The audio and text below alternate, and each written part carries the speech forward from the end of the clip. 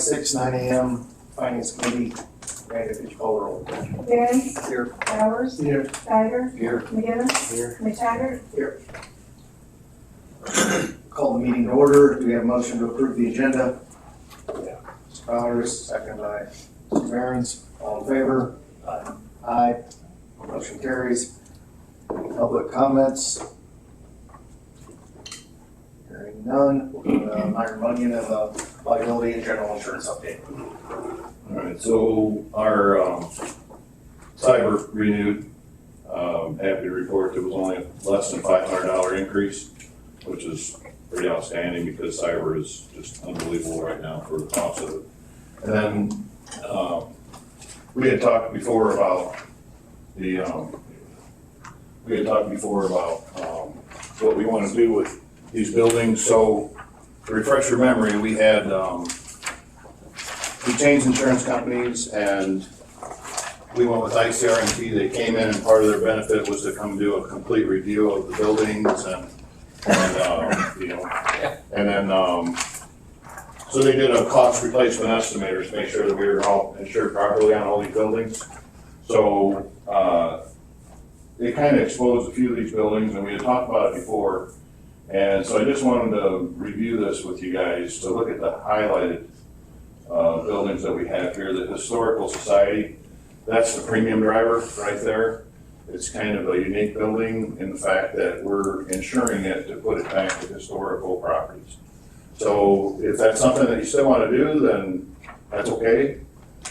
But if you wanted to change that, we can reduce that premium, and it's going to be a decision of whether you guys want to keep it as historical perimeters, or do you want to, if something should happen to it, a total loss or a mostly partial loss, are you going to build it back to specs to keep it on the register? If you're going to do that, then this is not going to change, and that's okay. But if you want to do something different, then I can show you options at the next meeting. I can rate it out and show you what it would look like to do functional replacement and to do actual cash value, which basically means you're not going to build it back to spec. So, or you might not build it back at all, or you can build something completely different. So, having said that, then I highlighted the admin center. I think we talked about that before as well, and then we could, change that. But that part there, you're going to have to tell me what. I won't be able to give you a cost unless you told me what you were looking to rebuild. If you're not going to build this back the exact same way, you need to give me some square footage and kind of let me know what your process is. What's insurance valuation currently on both these buildings, or is that a certain column in here? The first column, building value. So they're insured at those values today? Yeah. And that will pay for the replacement? Yes. Yeah, we're going to build it back. Okay. We're going to build it back the way it is. Same thing with the Historical Society. We're going to build it back. We're going to find materials and build it back to where it can still remain on the register. Now, if we change that to functional replacement, we're going to build it back, but we might not be able to, we're not going to go out and find maybe those windows that are in there. We're going to replace them with windows, replace new for old. Same thing with this building. Like we're building this building back here on this price you give me here that I have here. We're building this building back exactly the way it is. So it's not like a home that you can use the money to build whatever you want within the confines of spending for the home? This is priced just like your home would be now, like your homeowner's insurance, Sure. unless you have a rental. No, with the Yeah. homeowner, I thought you could use the money to build whatever type of home you want to build, wherever you want to build it. Right, you can do that here. Okay. But if you wanted to, you're paying for something that you might not want to do. So let's say Square that, footage we're paying. right, let's say the square footage is Right. something you wouldn't do again, Right. then you're kind of paying for something that you're not going to do. So we're paying for the square footage, Right. right? Not necessarily this exact Right. layout. Okay. Yeah. That's An example, like I have a home that I insure that's a big, beautiful brick home. It's an old home, and it's true brick. And the replacement cost on that is about 2,800 square foot. The replacement cost on that is about $900,000. Would they build it back the same way? Then they need to keep it at $900,000. If they're just going to rebuild it, maybe not put a two-story on it, then they're paying for something they're not going to use. So that doesn't make sense to keep it that way. So I guess this is a decision that, you know, you need to let me know as far as this building goes. The other building, I can tell you, I can give you a cost of what I think it would cost to do it functional, to not make the register, and then to change it completely or just don't rebuild it. And that would be actual cash value. And the beauty of this company with ICRMT is that you don't get hit on a co penalty for reducing the insurance to value. You can insure it, I think, as low as 70% of the value. And if you have a partial loss, then there's no co penalty, which means you get the full amount for the partial loss. There's no penalty on it. Does that make sense? Same thing on the contents value? The contents, you can basically tell me about what you want in there. You can change that. Yeah. Any questions? I just thought we would review this because this is, you know, we're about halfway through, so I want to kind of meet your expectations going into the renewal. So we have, I think we should reduce that as much as we can, Which would, the historical society. I don't think, I'm not from Watsika, but right down, you know, wouldn't be that. personally would see no value in rebuilding an old courthouse if it came tumbling to the ground. Right. Would be my take on it. But I don't have to drive by it or whatever either, so. if it burn up, you wouldn't have much contents to put back in a museum. Well, exactly, so I guess my feeling, I've said this before, is, okay, if we need a storage shed or building or whatever, I can insure it for something like that, the cash value, whatever. I just don't think it's worth trying to rebuild a 100-year-old building back to what it was that, quite frankly, nobody goes into right now anyways, seems ridiculous. And it won't be the same building if you rebuild it anyway. And that, they say they're gonna replace the windows the same way, how? I don't even know. Why well, would that's you? why it's so I don't think expensive. we Right. want that. You wouldn't want that, yeah. Yeah, Anyways, I think it's a situation where you're probably gonna get an argument against all that from a small group of people. But the reality of it is, I think the comments that are being made here, that it's a huge liability for the county, it doesn't pay for itself. Over $16,000 a year just for the insurance. Yeah. Is a bad investment in my opinion. So I think if we could get some other pricing, you know. yeah, I'm gonna run that for you for next meeting. Well, I guess what you would need to even get the pricing is, if something happens to that building, what are we gonna do? If we're going to put up another building, what type of building?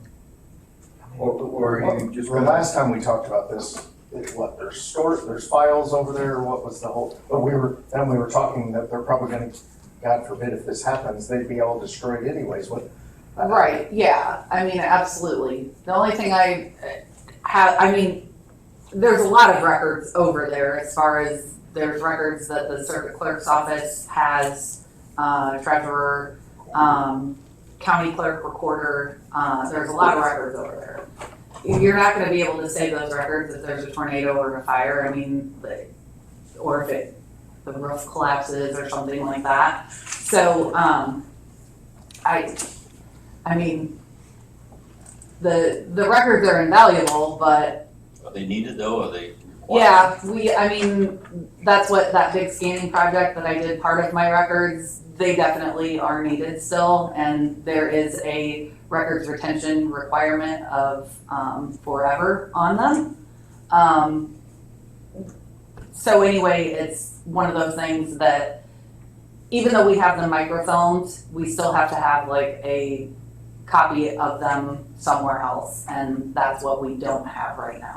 But if they get destroyed, Then we're gonna have several years of title searching and property history that will be gone, if they get destroyed. Maybe the question is. But, I mean, you can't insure it. Can be stored. Most of the records are kept in a vault. Right, like my records are in the, Vault. vault in the historical I or don't know if that's genealogy fireproof or- area. I'm gonna guess it's probably not, I mean, it's pretty old. you buy that hospital building out there, the steel building that's one floor. Put all your records in that. It's still burn, but the likelihood of that, How much space is needed for all these records? There's a lot of records out there. But again, it's something that it's probably gonna happen tomorrow now that I'm saying that. I mean, nothing's happened to them for this long, but.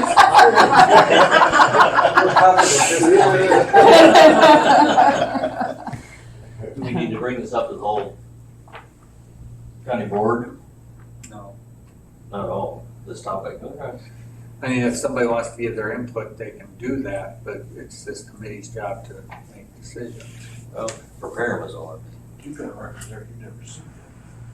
You haven't touched them. I don't think you're. So I can run scenarios for the historical, but this building here, I kinda need an idea of square footage, and then I can put together something that what it would cost to build something if we were.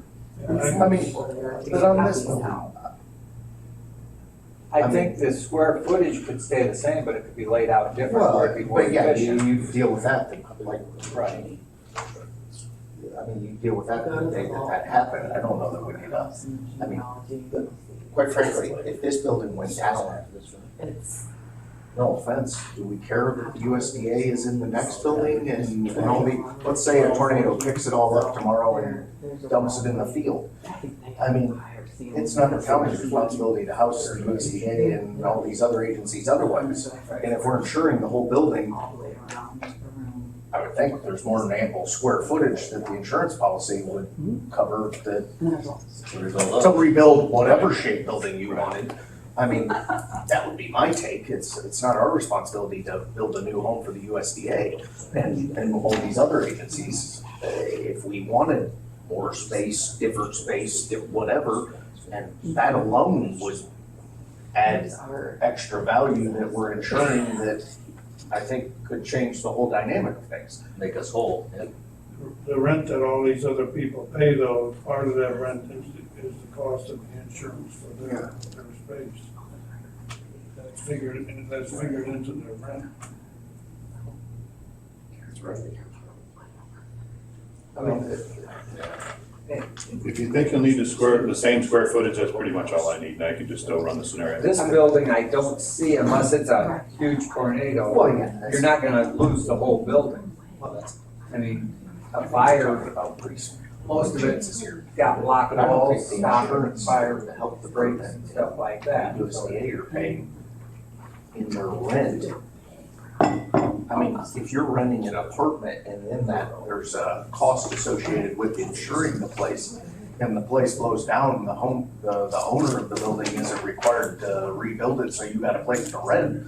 I mean, right? I mean, Yeah, I probably, would wanna look at what it would take to do an actual cash value on this building and the court, and the, historical society. I think you'd wanna see that number, okay. and then make a decision. Even the oxygen tank, the cost of replacing the museum. Yeah. One thing to remember about the Historical Society building too is that is not the original courthouse in this county. Third one. The original courthouse is long torn down, or where it was. So it's the second one. So I mean, from that standpoint, if people say, well, we gotta save it because it's an original courthouse, it's not true. I just can't imagine, and I could be dead wrong, that 90% of the people in this county would lose sleep over that. I mean, I think your comments are substantiated by the number of visitors over there. well, that's my question. I've been in there once in my entire life for a spelling bee when I was in 5th grade or something. Any other questions? I think I was out in the first round for the record. Okay. We would ask him to do anything when he leaves today, as far as any figure replacement of this building? The cash value on both of them and. Yeah, I'll run a couple different scenarios on what it would look like Any other to scenarios you think? give you some options, and we've got plenty of time. I mean, I just wanted to start this. Smart. So we get up close to the renewal, we have an idea of what we can manage as far as premium goes. Thank you. Okay? Thank you. All right, thank you, everyone. Okay, Susie Warner, Group Insurance. Okay, so, heard back from our rep, the report wasn't available for this month online, but he was able to give me some information. Our loss ratio, medical loss ratio has gone down. This last month was at 91%, which is huge. You wanna be around 80, so it averages it out for the renewal, but as long as we keep coming down from where we're at, this is good. I will say I have a group your size with the same, they started out with a 23% renewal for 9/1 and I already have it down to 7%, no plan changes. So I think we're gonna have a good renewal this year, at least if it starts out large, I will be working it down to make sure it's as low as it can go. Okay, any questions? Thank you. Okay, see you guys next month. Okay, we don't have Bernie this month. Department head reports. Eric, you want to start? No report. Nothing? Mr. Stacy? EMA, no real report financially, nothing really changed. Public Health Department, July 1st starts new state fiscal year, so a lot of our grants restart. Our comprehensive health protection grant application has not come to us yet. It will. It is just non-competitive here at Cook County Public Health Department. Every certified health department gets this grant, and the state has delayed that application because in the new state budget, it's expected there will be additional monies in that. We don't know how much that'll eventually trickle down to Iroquois County Public Health Department. In short, normal money that we usually get has not arrived yet, but we are expecting. So, that's it. We're real close to getting ready to mail out tax bills, hopefully next week. I have checked around on interest rates and I'm gonna move money right now into Illinois funds because they're over 5%. CDs at the banks are about the same, but I'm not locked in for any time period, so if we need money tomorrow, I can take it back out again. So I'm just gonna leave it down with the state for now. But like I said, they're paying better than anybody else right now, so. Okay. Me? Yeah. Like Kurt said, they're getting ready to mail the tax bills, so just a little timeline. The multiplier was received after the June County Board meeting, and it was a 0.9344. So that will show on all of the tax bills, just so everyone is aware. That will bring assessed values down a little bit. As far as we finished and rolled to the treasurer on Friday, so with what it took for the state to get back to us, we were about 6.5 weeks from start to finish on extension. Took about 4 weeks to get that multiplier back. So I'm assuming it took a little bit longer because of the change from the tentative to the final. The legislature has passed an election judge pay increase. So we will get reimbursed an additional $20. But we have to increase election judge pay an additional $20 in order to be able to get that reimbursement. The governor has not signed the bill yet. It was not part of the election bill that was passed. It was part of a public health bill. It got thrown in at the tail end of that. So as of yesterday, he had not signed it, but it will be something that I'll come to the board with another resolution to increase that pay that will specify that that $20 will be reimbursed by the state.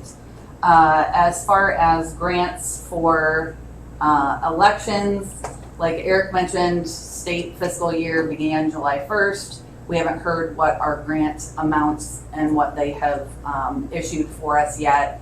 Normally we have our voter registration grant, and then we also have HAVA grant during election, like during presidential elections. So the possibility of us receiving one of those is there as well. So keeping my fingers crossed. And that's all I have. Oh, one more thing. Election equipment got delivered last Friday also. Yay! So I was pretty stoked about that, but my storeroom is a mess right now. And that's Sheriff. All right, we hired Lincoln Longfellow for the open corrections position. So we received one of the 2 grants that I applied for the best. One grant was received for $7,000. Telephone upgrade for the jail, as far as I know. We're still waiting on AT&T to get those numbers reported. Body scanner, I did get an email on the 3rd. They'll be contacting us shortly for a shipping date. We'll be looking for a new court security officer. I just found that out yesterday. Kurt Westerfield's last day will be on the 19th. He accepted a position with another company for more money. So I tried to steal Eric's new employee back, and he loves his job, so Sorry. tried. So with that position, they've got to be 40-hour firearm certified, so they can be court security. So, meeting with Motorola on July 11th to receive their proposal for the Starcom radios. We'll be switching the inmate phone system to a CPC tablet system in July. There's a lot of added benefits to that. One is projected revenues for the jail. So. Okay, no, thank you. Okay, do you have anything? Nope, I just didn't have to clerk this morning, so here I am. Very good. Okay, discussion and action on the implementation of a background check system. John, or did you have anything else to add? Well, I can ask you. Oh, I could say that yesterday the burn ban in the county was lifted. Yeah. With the recommendation that people still avoid open fires and exercise extreme caution because it's still pretty dry. In spite of the rains that we had. Okay. Any thoughts? Background Background. check, you got, As far as background checks, I talked to the chairman a little bit. I'm not able to run people's names through leads unless it's for a criminal justice applicant. So if it's somebody that we're gonna hire for the police, I can do that. But other than that, we can't run people through leads. They can go up to Kankakee, do the fingerprinting, same place where the school will send someone. There's a fee to that. I know Julie had looked into another paid service, and I think that's probably the way to go. I did talk with our executive director of the Sheriff's Association. He said most counties just do a judiciary search in the county where the person is from, and that's about all can be done for local records checks. You can call my office and do one. It's a little bit more in-depth than Judici. Judici has only certain things on it, so if you wanted to do that, but that's only Iroquois County. isn't that what's driving this, our request to have a solicitor application for the solar and wind? And we didn't want scoundrels running around getting landowners money or giving them money for stuff they weren't gonna promise. So one thing Julie can do too is just check on the internet for the company that is applying to see what you can find out on the background besides your idea and your idea. I thought Julie had another option as well. Yeah, right. I thought she was gonna come here to tell us about it. The problem with that guy is he's got a Chicago address for the company and a New Mexico driver's license. So you're checking all over the place. Right, all you do is check on the company. Yeah. Want me to go see if she's in the office and have her come? At the school, we have, we use two different methods. We use for employees, the Bouchard, which is at the ICANN office. It's like $50 or $60. They do the fingerprint, they run the background check. The other one we use is it's not fingerprint based, it can be, but for parents, just in general, they're gonna help at the school. It's on checkr.com and it does a national, mainly we're looking for the sex offender stuff. So you have to put in your social security number. So it's we load it, so we look at documents, the driver's license, social security, and it runs a check on that, and that's like $30. But there's different levels of intensity for the check. I don't know if you can ask somebody for a social security number, solicitor. It's identification, because we also it also asks for your driver's license. Right. And then what happens is, actually it's based off email. This is how it works. They have to give you the email. They then have to, they're the ones that have to input in order to Right. be part, they have to input their social, all that data.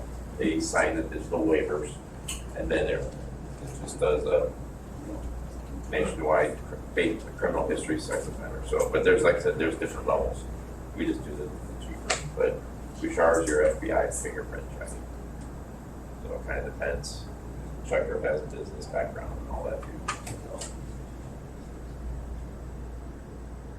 But if you, I mean, from a solicitor perspective, unless they've been criminally charged, I think that anything will be in that stuff correct. anyways. Correct, I'm gonna see what they have. I mean, if it's I guess the committee just wanted to know who's out there running around. Yeah. And if the landowner called Julie and said, hey, I got Joe Schmo, sure, we know their company and they seem reputable or whatever it is. Well, I think we're trying to accomplish, but we came up with some ideas.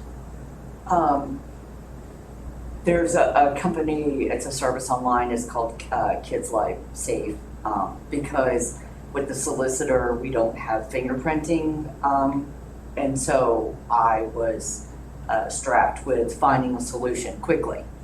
And I already use that service. I have my own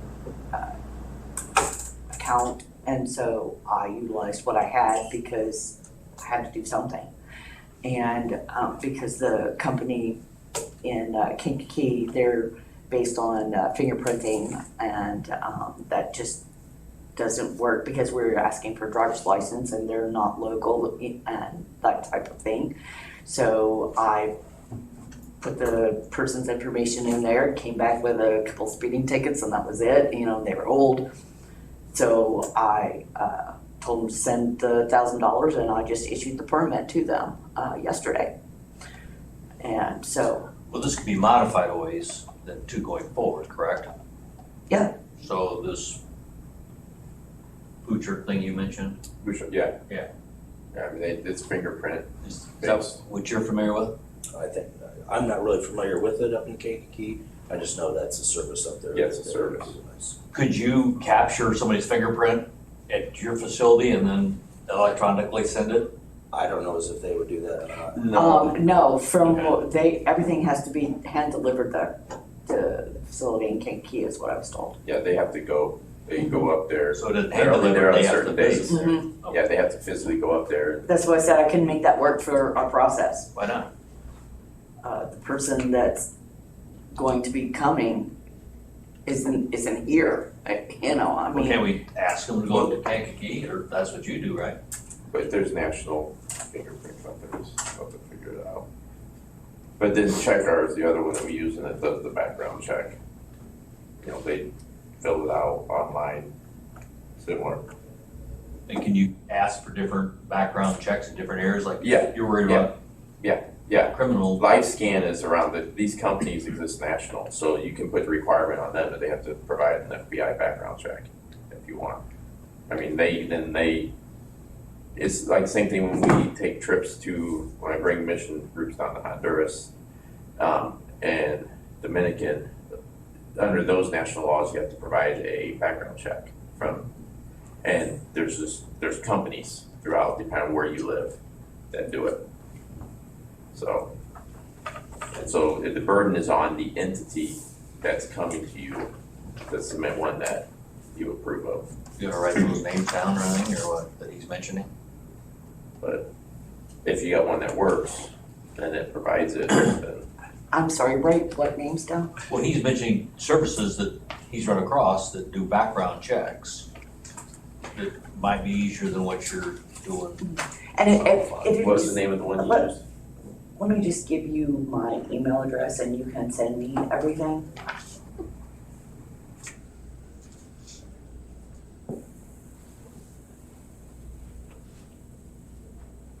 Okay.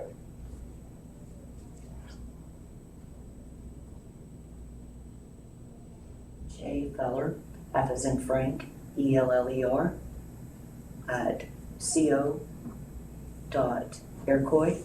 IROQUOIS, .il.us.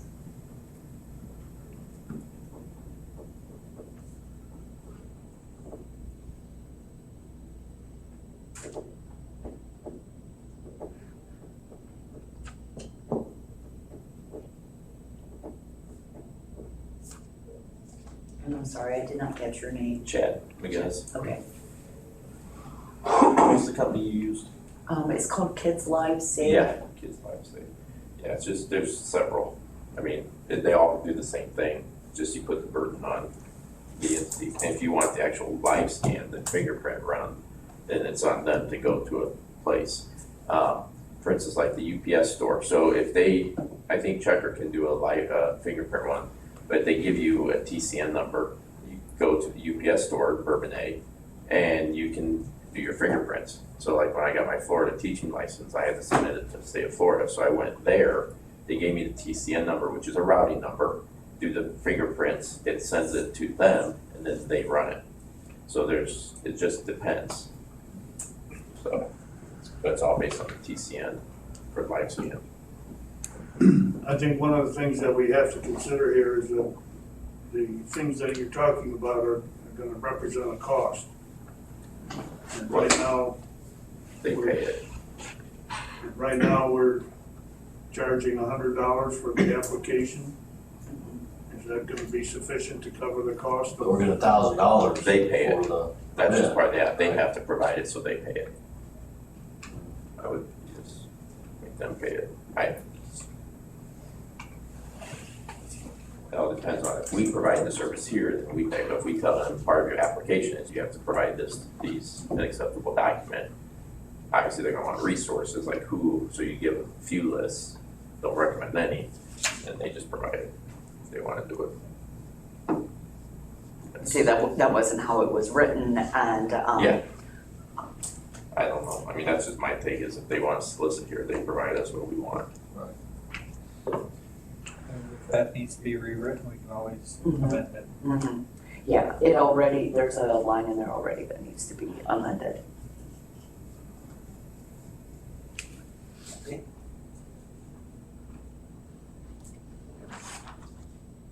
So I would say her department, her and John can make the decisions. To me, And then come back and tell us what needs to be changed. well, it's really over on probably the zoning and tax side, to address some of this, I Yeah. would think. I mean, I would just say from the finance side, I agree with Chet. If there's certain, they determine that they want fingerprints and all this stuff, well, then the applicant needs to pay for it. I mean, if that's, Yeah. if we, I mean. it That would costs- take it costs- you take burden off of me, Right, absolutely. yeah, we don't. put it Because on- I put it on the was in a applicant. position where I had to do something. Yeah, but I think that's the way to solve it, so it's not the applicant should pay for whatever the cost of the check is. I don't know how expensive a check you need. I don't know. Julie, I have a question. Yes. When somebody applies to do this, are they applying as a company or as an individual? It's a company sending an individual. I do have the company's information, but the driver's license and all of that is the actual individual that will be, going throughout the county. Yeah, and that's the person that I vetted. Because I mean, if it's a big enough company and you can send 5 people, then, It is for one person, okay. one. Each person has to be done individually. That's fine, I just wanted a clarification, because, Oh, if yeah. you get a company that has, pretty good company, they can send 5 people out. Send- But you're not always sure who they're gonna send out Right. either, so. Mhm. If they want to send out more than one person, then they need to get more than one. Well, right, then I'll have to pay her for the application. The permit is for the individual, not, Yeah, there's an application fee and a permit fee. my concern is that if you're suggesting like on the fingerprints or whatever, that the applicant provide that information, I agree, he should pay the cost of it, but we should be the ones that are initiating it, requesting it, and so forth, because if you have someone else give it to you, how do you know if it's correct or not? well, I mean, in my business, there's certain companies, if you're doing warranty work for them, you have to annually or every few years submit background check and drug tests and all that, and that is at my expense. They just say, we need this, this is what we need, you go, you do it, you pay for it, and it gets sent to them. But I think, to John's point, though, could you submit the wrong fingerprints? I mean, these companies that are accepting the fingerprints, like you said, you could go to the UPS store. They're gonna look at your ID and say, okay, this is Chad McGinnis, and we're taking his fingerprints, he has this code, and we send it on to the person. I mean, I don't know, I don't know that anybody here could verify it any better than that. I mean, than what, if that's the process. It's not like they're doing it from their home, submitting the fingerprints or something, and, okay, they went and got the neighbor to put their fingerprints on there. I mean, I just had to go there and they verified my ID. Right. To make sure for the appointment. But I mean, the state of Florida for teaching, that's how they issue. Well, that's what I mean. I don't think there's any way you can get any. But your fingerprints, I'm sure they compare. I mean, if you've never been fingerprinted, maybe, but I don't know. I mean, I just know that's how they do it. Same thing for like concealed carry. I mean, you go to a live scan, they verify that the documents you are providing, you know, I think I had my passport and my driver's license, but they verify that that's you, because that's their part of their license to run a live scan, kind of like a notary. I mean, you know, there's, and they provide it, and the state gives you your concealed carry based on your fingerprints, and the state never saw me. They trusted another company. Right. So, there's no other way. You're trustworthy though. Maybe. I just think that we have to recognize that people who are dealing with it. Okay? There's many devious ways that people can find to get around things, and that's why I think maintaining control on our end is important. Fingerprints can be substituted, modified and changed.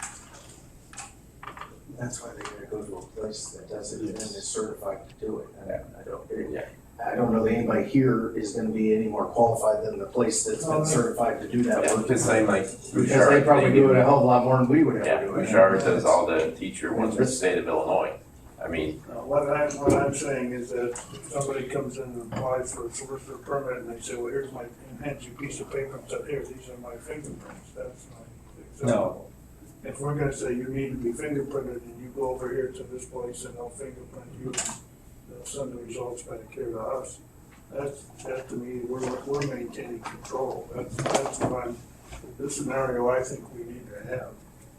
Well, I think that's fine. I think what we're saying is even if they're sitting in Idaho today, you can say, here's the companies that, you can go to any of these 5 companies and go submit your application, and as part of that application, you'd obviously pick companies. Yeah, because like that make the you guy go that to applied, a his Bouchard driver's or license is New Mexico. the UPS people, whatever, that are certified to do this work. But the individual that you've dealt with so far appeared here in person, did he not? No, He did not. no, this was all sent electronically, his driver's license, is from New Mexico. Yeah, so that's why I'm saying I couldn't do anything locally, you know, I needed something that I could do from my desk. There's a difference between somebody that appears to you in person versus somebody sending something electronically. And I'm probably not gonna get someone to come in personally, it's probably the way I received it is how it's gonna When come. they come to the county, they're gonna be here. And then But they're not gonna come probably until they have all their documentation. Yeah, if they're not gonna get a permit, they're not gonna come. Maybe we could just get rid of all solicitors. There are some that are already there that don't. So, I mean, they're here because they're out knocking on doors. I know personally that there's, are here already without permits. All right, well, this sounds like a tax and zoning committee. I just say, whatever the cost is, I think from the finance committee perspective, my perspective is that there's cost It has to be associated. The applicant is gonna pay whatever the fee, or cover at least the amount that the county's gonna have to incur, or however it might work. And exactly how it's done and to what detail and what level, Texans on the committee can figure that one out. You should, you're right. Yes. What about a background check system for potential employees? I'm Gary, thank you, because it's gonna be more than zoning that needs the ability to run background checks. How you spell Bouchard? B-U-S, let me find it. B-U-S-H-U-E, Bouchard background screening. I even think they can do nationwide because they have live scan. But another one is Accurate Biometrics because they're an FBI handler. That's the, what's in Kankakee is Accurate Biometrics. Bouchard's FBI Canton office.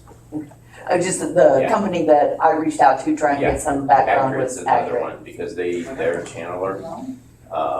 And if you're not here, they follow their website. You go to a live scan location, TCN, which mainly UPS stores, and then they get your fingerprints and then they can run it.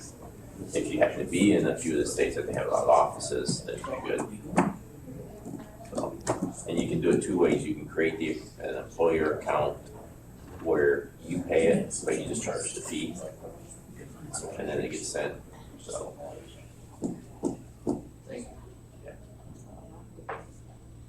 Okay. I don't know, as far as for the county employees or new employees, We're trying to hire people right now. Background.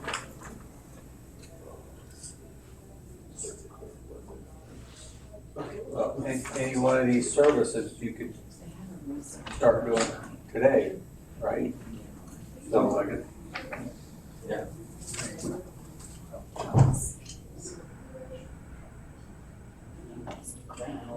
That's chairman's decision what to do.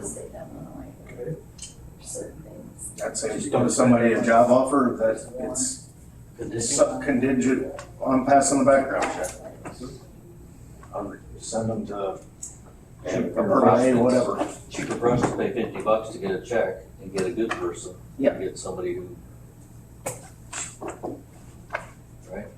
Because you have the library, that's where Accurate's at, and then you have ICANN. So Bouchard's only there like a couple days a week, but you just schedule the appointment. So you have two locations if you want fingerprints.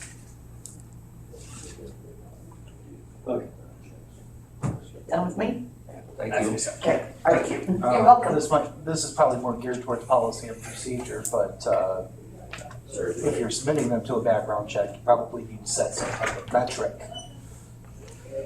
That probably depends.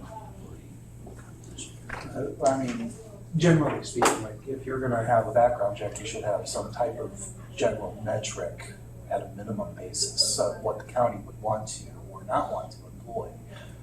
I mean, some of that should be left up to the department head, but Pretty subjective. It could be. Pretty subjective. It's hard to add. Policy and procedure issue. Okay, Moving on, huh? moving on. Discuss starting wages for Iroquois County employees. Yeah, maybe $5 an hour, but we're gonna lay half the people off. I guess. Do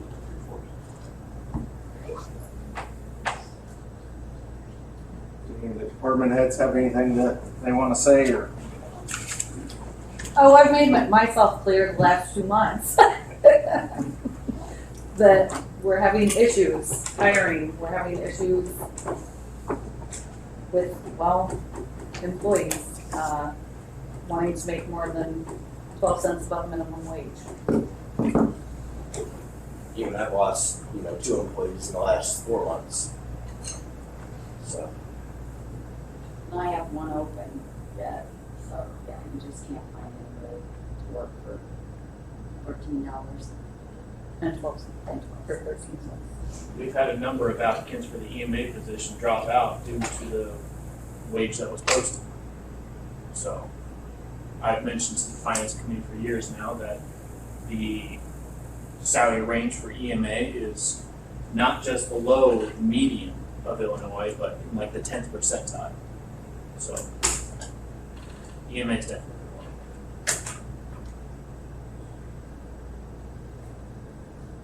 I get people that stand me up for interviews. And I don't know if that's specifically the wage or they take a bit better look at what I post for a job description. That's what they're gonna be doing, but it still happens. I'm sure wages would encourage, but again, mine is done specifically by bargaining unit agreement.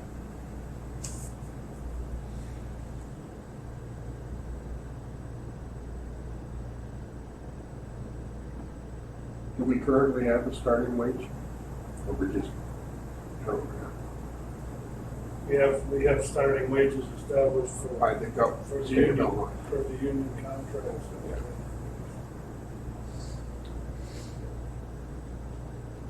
So that's already taken care of.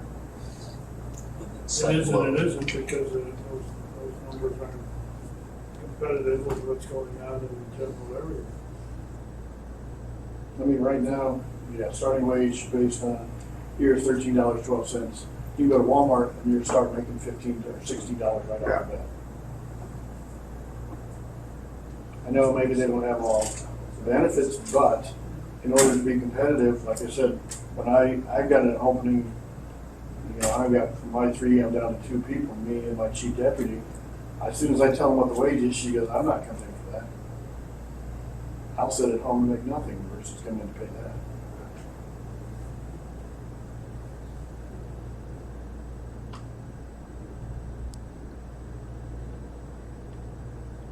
I mean, my last deputy that I had, there was some incentive out there, but she got a $6 an hour pay raise to be a CNA. She's making $20 an hour. She said, I can't afford to stay here, and I could be making 20.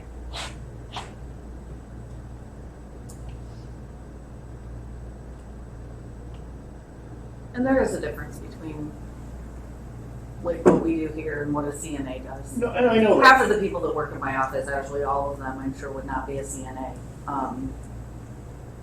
Just saying that. However, because there's a lot of work that CNAs do. No, I know that, but I'm just saying is that, Nobody wants to do. you know, but she's willing to do that for $20 Right. an hour. Absolutely. But there's also things that, like, the difference between, like, what my office does and what Lisa Hines' office does. Our girls, they operate by statute, and they need to know the law, and they need to know what they can and cannot do, and they do know those. But there's little things in the law that you might forget about, and then the county gets sued because of something that is a mistake, like in telling someone a date on back taxes or taking money when they shouldn't have taken money, and then that costs the county. Just things like that Very important work. it is, absolutely, that is different than serving a Coke or checking someone out at Walmart, even though you have to check yourself out at Walmart, that's not good. But it's different work, but it's extremely important work. Recording people's documents, making sure elections run right. It's different than just inputting stuff into a computer and not knowing what you're doing with it. Are we maxed out on what fees we can collect to help for pay increases? By statute, yes, we're collecting the maximum of what we should be doing. My fees would be able to be increased in recording, which is something that I am willing to increase. However, I don't want to do it right now because the fee just increased on July 1st. But there's also talk about that $1 fee that we talked about regarding the rental housing support that would come to the county. That is being presented and hopefully going to be passed by the end of the year. So it would be something that would be able to be instituted at the beginning of the year. But changing the fees is a big project, and doing it like in July and then in August and then in December Right. is. We pick a time and have it all Right. done for January Right. 1 or something. Yeah, absolutely. Would these department heads bring possible revenue sources to the budget meeting? revenue sources and places we can cut too. Yeah. I don't think So- anybody in the room disagrees with the whole premise of this conversation. It's just Absolutely. the same argument we've had since I've been on the board, or not argument, but conversation that, oh, where's the money come from? You know? And that's been the problem. And I guess we need to either find, again, revenue sources and or what can we get rid of?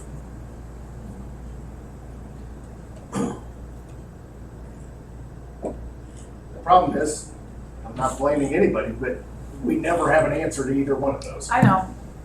And I'm not saying there is, that this is why we're always in this situation. If we allow some of these wind or solar facilities to enter the county, we would have short-term influx of revenue, but it's not sustainable at the moment, but it might bridge the gap to something else if we can keep our thinking caps on. Sure. And be open to change.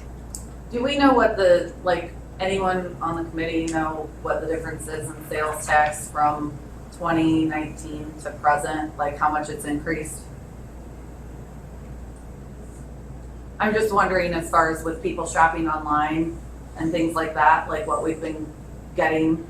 I just see our general fund increasing Right, but the problem is you all got the time. COVID that skews that whole You era do have of- COVID, but COVID has been over. No, but the sales tax volume, because people stayed at home and bought now. But people are still staying at home and buying. I'm staying at home and buying, that's why I'm asking. A lot of my friends are, they're shopping online and having stuff shipped to them. You get toilet paper online now, and hey, you don't have to go to the store and actually pick it up. You can get your water delivered to your house. So I'm just wondering if we've looked at that increase in sales tax at all. I'm just wondering, because again, I see the general fund increase tremendously, but, and I've had conversations with a couple board members that didn't know how much was in the general fund. And I'm just wondering how, if we know what that increase is. I don't know, I just feel like it has to be tremendous. When you talk about increasing revenues, the county has talked for years about hiring a grant writer. I mean, if you hire one person and they bring in $2 million in grants, I mean, that pays for itself and then some. And I think we should hire a good qualified person that could assist in writing grants for the county. Maybe their salary can be based off a percentage of how many grants they get. That would determine how hungry they are, yes. A lot of grants or even have the grant writer's cost included in. Administrative costs, yeah. Yeah, so I mean, the biggest thing is finding a good one. I saw one standing on the corner in Watsika the other day. Gyre, No, they, sorry. I think that's part of the problem is trying to. There's a lot of ways that we can get more revenue, a lot of ideas have been tossed around. I like one of the ideas that you brought up, Doug, about a utility tax for the wind and solar. We might have to hire an attorney to help us fight that one. I think that's very doable. She was live. Thought of it. Amen. But none of those things are gonna solve the immediate problem that we have. And I can share with you an experience that I had that I think doesn't solve the problem at all, but maybe it'll bring it a little better into focus. I was at the Walmart a few weeks ago and I bought a sympathy card. I think it was $4 or $5, whatever it was. I went to the counter and put a $20 bill down. There's a young man there just starting, and he had another employee there helping him. So the young man rang up, instead of $20, he rang up 20 cents. So the guy behind him says, wait a minute, that's not right. He goes, how can we fix it? He says, well, put in $19.20. 20 and 19, no, wait a minute, no, 1940. I just stood there because I was fixed, and this thing really happened. I wound up about 20 cents short of my change. But I mean, you got people there that can't even have. Correct. Yet they're getting paid $15 an hour. That's a part of our problem. Thank you, Chad. I appreciate your concern, Chad. You hear me? We were wondering where the treasurer report was. As we were trying to Fine, figure but I out. was speaking while you were doing that. That's very, very fine. I think Jill sent it out in late June. Where she sent out that spreadsheet of different revenues. Did County have that this month, the treasurer's report? Yeah, she's got it done, I think, didn't she? Not with the fund balances, with the report Revenue that tax. Sam used to do. Cause it showed the. I'm not sure if she's done it. I just can't get it open up in here. I've got one, but it doesn't show. It's budget versus actual, but I'm looking. Yeah, I got that. Yeah, we got that, but. That doesn't have what you Doesn't want. have the line No, items. it's very clear, Okay. it showed the history, 27, 2018, it showed the increase of each fund. And then even when the aviation fuel tax popped up on there. Because fuel tax.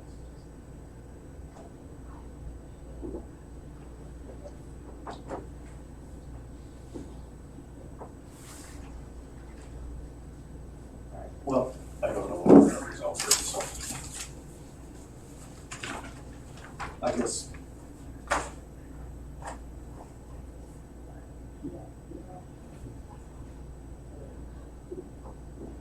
We have to go.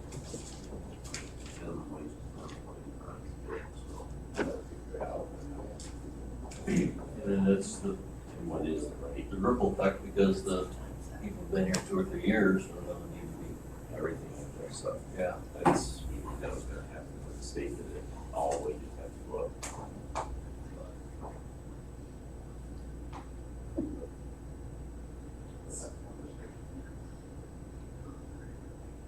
Well, I guess if anyone has ideas where we can cut or hire a grant writer or whatever, that's, There are classes that they can take on grant writing. Not yet, we don't have it done yet, we'll be ready Okay. by the board meeting. Well, I think one issue with, yes, the department heads or their people could go to grant writing classes, but they're already having trouble finding people, so they're understaffed, so they're overworked, so they don't have time to do it, correct? Well, we're filling in gaps places, yes, absolutely. 100% I correct. guess if we're going to do a grant writing, it should be not left necessarily, I mean, the grant writer's gonna have to work with the department heads, but we can't just throw it on them because it's gonna overload them when they're already overworked. It's a huge task, It is. going through, especially the federal grants. That's where, you know, I've not been able to apply for some, I've checked into some, but it's just so much information, and I've got so much to deal with the jail. Right. And with grants comes grant reporting. Yeah. That's kind of a regular task that you gotta lump on. When looking at additional grants for EMA, even if we could apply, even if I could apply for some, I have to factor in what's the grant reporting requirements? What are the deliverables for that? And sometimes it's just more work than I need to do. Drew saying worth the squeeze. Things that TMA, So you have to fill its report. your department probably does more with grants than anybody else. Where do we look to get a grant writer? Which department are you talking about? Health. Health department is a bit unique because there's a number of grants that come to the health department just because they were non-competitive at first or they were competitive, we've been able to effectively utilize them. Mostly through Illinois Department of Public Health or Illinois Department of Aging. With that being said, when it comes to grants, sometimes we just will do the work that we can get paid for. So in the past, we got maybe some money to do some opiate coalition work. So we become more involved with the opiate coalition. Right now, there's grants that have been reoccurring for tobacco. And that allows us to fund some salaries, but in order to do that, we have to do work on tobacco compliance, making sure that people aren't smoking in bars and so forth. Where do we as the county go to find a good grant writer? To find a good grant writer, you gotta talk to fiscal people. Not people that are specifically deputies or, dispatchers or EMA or public health people. You need fiscal people. I know the president of the Milford School Board is a good. And just as you said, Mr. Barron, someone that's not associated with any particular department. Right. So they can. a standalone, possibly, well, I don't want to speak for other departments, but someone that works with other departments entirely. If you want to go get this.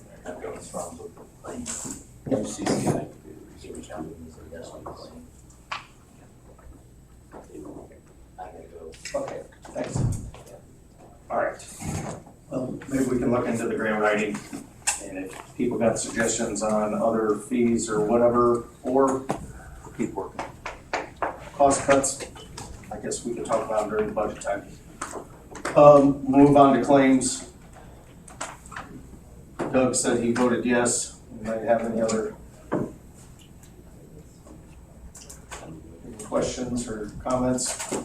Move to pay the claims. We have a second. Second. Okay, call the roll, please. Aaron's? Yes. Bowers? Yes. McGinnis? Yes. McTaggart? Yes. Any old business or new business? Yes. Do we know where we're at with backup internet? The what? Backup internet services. Unfortunately, Doug just walked out the door. I think he grabbed the reins on some of that. I don't know. No. All right, the only thing that I'm gonna impress upon the county is we need to step on the gas with this process. Internet goes out, a lot of our stuff stops. Some departments are unable to complete work, or if they are able to complete work, some of it's hampered.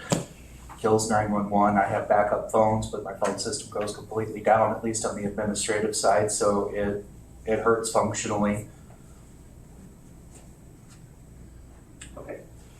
All right, we have a motion to adjourn. I'll make that motion. Second. All in favor? Aye. Meeting is adjourned.